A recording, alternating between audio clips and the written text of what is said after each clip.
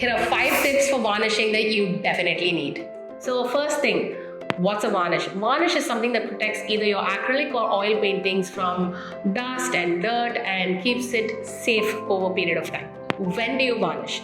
You can varnish oil paintings after 6 months because usually even if it is touch dry, it will not be completely dry. It depends on how many layers you put, how many mediums you use. So irrespective of all of that, we recommend you wait at least 6 months before you start varnishing your oil paintings. Acrylics, however, are quick drying, so you can varnish them even after 24 or 48 hours after painting. What are the varnishes we can use for paintings? Honestly, it is a very personal choice for most artists. If you are somebody who loves a high gloss finish, you can use something like a damar varnish or a high gloss varnish for your oil paintings. And let's say you don't want any reflections, because usually gloss varnish gives you that. You can use a matte varnish because that doesn't give you any reflections and it will obviously dull the paints a little bit.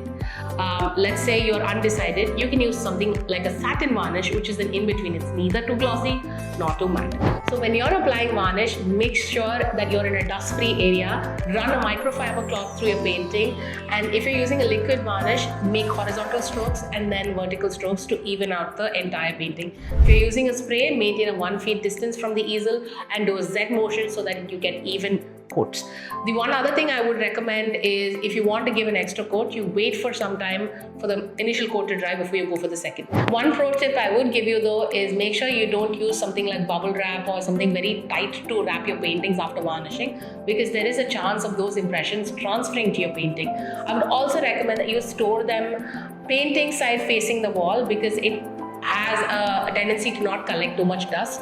You can use something like a tarp or something more breathable so that your paintings are protected and still under the cover. So I hope this video was informative.